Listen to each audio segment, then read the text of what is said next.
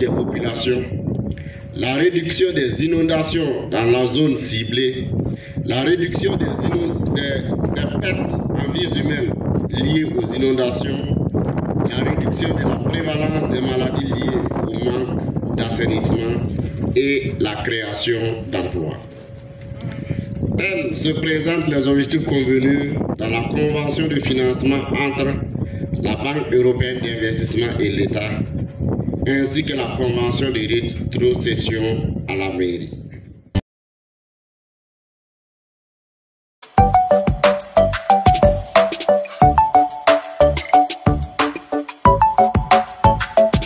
Je suis fière d'avoir visité ce projet parce que je pense que c'est un projet extraordinaire, c'est un projet multidimensionnel, un projet qui va bénéficier pas seulement les communautés qui vivent autour du canal, mais aussi la forêt, aussi donne l'opportunité de cultiver des plantes, des plantes médicales, par exemple, autre chose, l'agriculture. Et c'est un projet que je considère très concret, qui va rester pour longtemps, qui représente la volonté de l'Union européenne d'être à côté de la population burkinabé avec des choses qui représentent vraiment les besoins de la population. Je pense que c'est un projet parfait parce que soutenu par l'Union européenne, mais aussi, bien sûr, en collaboration avec les gouvernements, les autorités locales et, comme vous voyez, une équipe d'experts, d'ingénieurs, de grands travailleurs qui rendent ce projet quelque chose qui va rester pour l'éternité, je dois dire. Alors, ça, c'est la mentalité de l'Union européenne. Avoir une vision pour le futur, avoir une vision à côté et avec la population burkinabé, parce que ça, c'est notre approche au problème de la population de Burkina Faso. Nous avons besoin du secteur privé. C'est quelque chose sur lequel l'Union européenne va réfléchir dans le futur. Le secteur privé est la lymphe vitale de chaque pays. Et c'est difficile dans ce moment dans lequel la Burkina Faso fait face à des problèmes de sécurité énormes, mais avec ce projet, par exemple, on peut démontrer que c'est possible de travailler bien ici, d'investir, de créer des collaborations fructueuses avec, par exemple, de grandes institutions, de grands partenaires comme l'Union européenne et autres, et avec les communautés locales. Je pense que dans le futur, il y aura des opportunités.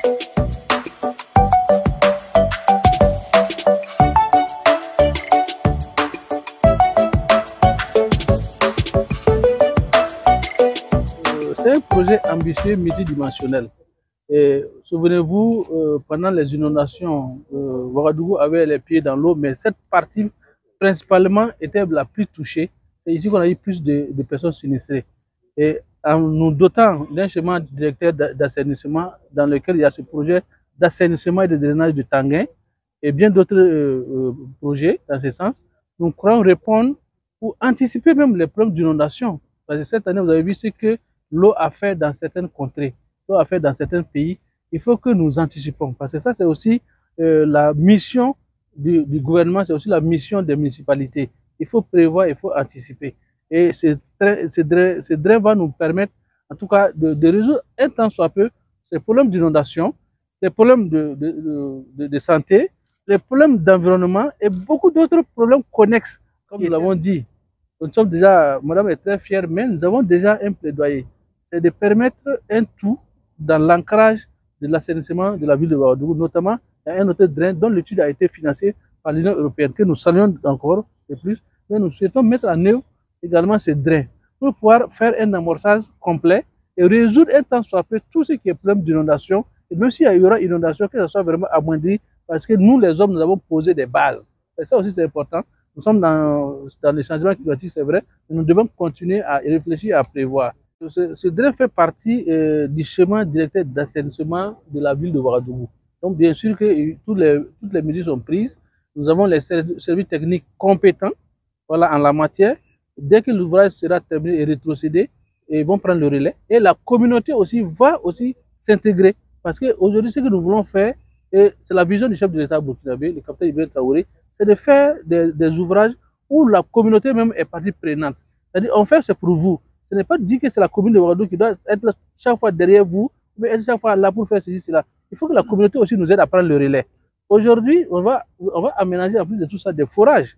Donc, des gens pourront aujourd'hui nous aider à même, par exemple, arroser ces arbres que nous allons planter. Et nous avons fait beaucoup de forages dans ce sens. On aura beaucoup d'hectares aménagés dans ce sens. C'est tout le monde qui doit se donner la main. Et ça, c'est très important dans la vision du chef de l'État, que nous nous donnons la main. Le développement communautaire, le développement à la base. C'est la communauté qui sait ce qu'elle veut. Et si l'État le fait, si la commune le fait, il faut qu'elle prenne le relais.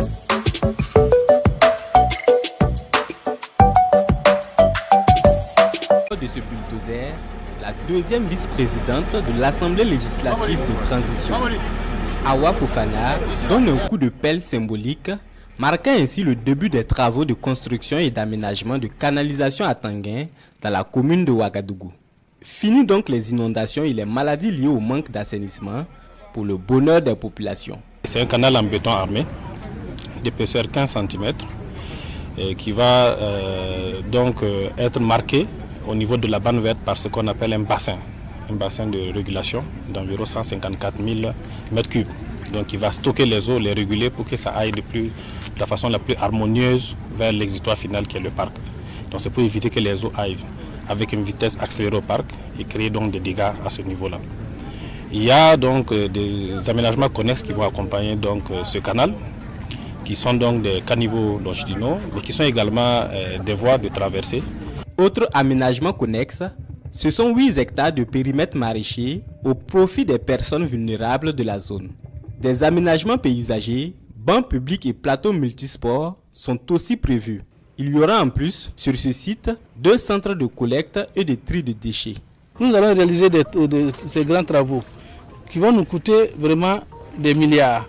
Et si la population ne nous accompagne pas, si la population, par exemple, n'entretient pas ces canalisations, par exemple, on jette des ordures et on bouche les canalisations, il va s'en dire qu'encore nous allons revenir à la case départ. Donc c'est aussi le lieu pour nous de demander l'accompagnement des populations pour entretenir ces ouvrages. Axe prioritaire pour la délégation spéciale,